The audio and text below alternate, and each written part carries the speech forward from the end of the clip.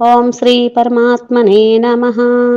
గురువాయుపురాధీశం విష్ణుం నారాయణం హరిం వాసుదేవం జగన్నాథం కృష్ణం వందే జగద్గురుం.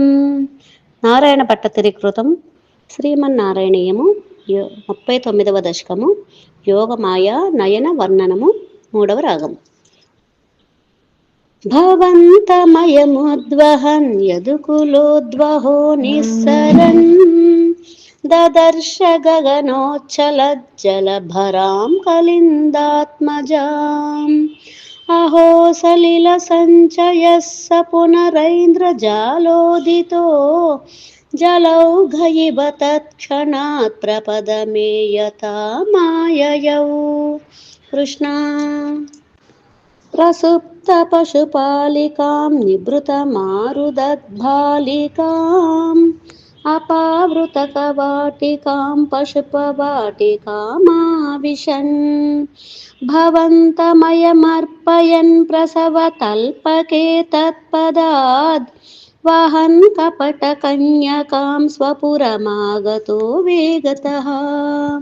కృష్ణ తతస్త్వదనుజారవక్షపితనిద్రవేగద్రవద్ భటోత్కర నివేదిత ప్రసవ వార్తయైవార్తిమాన్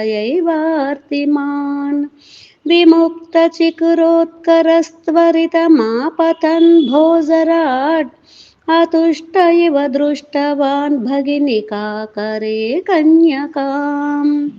కృష్ణ ధ్రువం కపటశాలినో మధుహరస్య మాయా భవేత్ అసావితి కిశోరికాం భగినికాకరాలింగితాం ద్విపో నలినికాంతరాదివ మృణాలికామాక్షిపన్ అయం త్వదనుజామజాముపలపట్టకే పిష్టవాన్. కృష్ణ తతో భవదుపాసకో ఝటితి మృత్యుపాశాదివా ప్రముచ్యతరసైవ సా సమధిరూఢరూపాంతరా అధస్థలమజగ్ముషీ వికసదష్టబాహుస్ఫురన్ మహాయుధమహో గతా కిల విహాయ సాదిద్యుతే.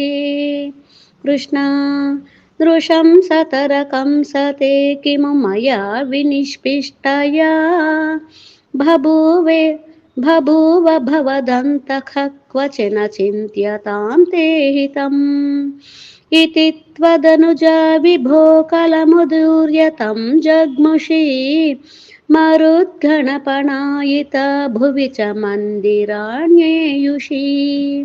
కృష్ణ ప్రగే పునరగాత్మజా వచనమీరితా భూభుజా ప్రలంబబకపూతనా ప్రముఖదానవా మానినః భవన్నిధనకామ్యయా జగతి బభ్రమూర్నిర్భయాః కుమారకవిమారకాక్షిమివ దుష్కరం నిష్కృష్పైః. కృష్ణ తతః పశుపమందిరే త్వయి ముకుందనందప్రియా ప్రసూతిశయనే శయే రుదతి కించదంచత్పదే విబుధ్యవనితా జనైస్తనయ సంభవే ఘోషితే ముదా కిము వదామ్యహో సకలమాకులం గోకులం.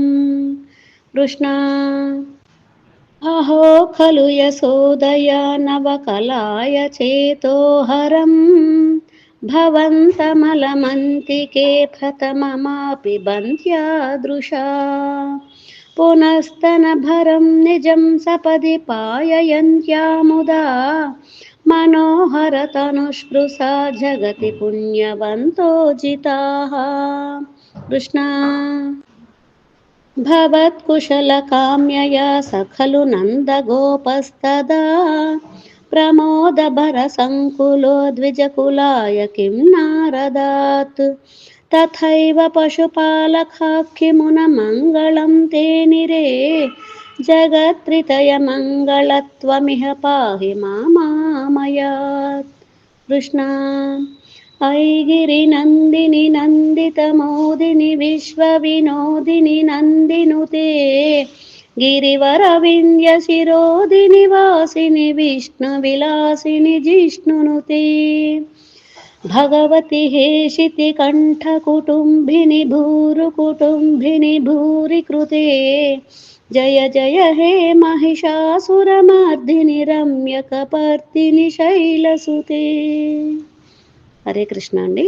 39వ దశకం వసుదేవుడు యోగమాయను మొదలుకు చేర్చుట అన్న దశకం సమాప్తం. ఈ దశకం యొక్క భావం క్లుప్తంగా చెప్తాను. ఒక రాత్రి కారాగారంలో జన్మించిన చిన్న శ్రీకృష్ణుణ్ణి వసుదేవుడు తన తలపై తీసుకుని గోకులానికి తీసుకువెళ్తాడు. బయట భారీ వర్షం పడుతుంది. యమునా నది ఉప్పొంగి ఉంది, కానీ కృష్ణుడు తనతో పాటు ఉండడంతో యమునా నది కూడా నెమ్మదిగా దారిస్తుంది. ఇది భగవంతుడు మనతో ఉంటే పెద్ద పెద్ద కష్టాలు కూడా సులభమవుతాయి అనే సందేశాన్ని తెలియజేస్తుంది. గోకులానికి చేరుకున్న వసుదేవుడు అందరూ గాఢ నిద్రలో ఉన్నప్పుడు యశోదమ్మ పక్కన చిన్న కృష్ణుడిని ఉంచి అక్కడున్న ఆడబిడ్డను తీసుకుని తిరిగి కారాగారానికి వస్తాడు. ఆ తరువాత కంసుడు ఆ పాపను చంపాలని ప్రయత్నించగా ఆమె ఒక్కసారిగా ప్రకాశించే దేవిగా మారి ఆకాశంలోకి ఎగిరిపోతుంది. నిన్ను సంహరించేబోయేవాడు ఇప్పటికే జన్మిస్తాడు అని అదృశ్యవాణి రూపంలో చెప్పి అదృశ్యమవుతుంది. అది చూసి కంసుడు భయపడతాడు.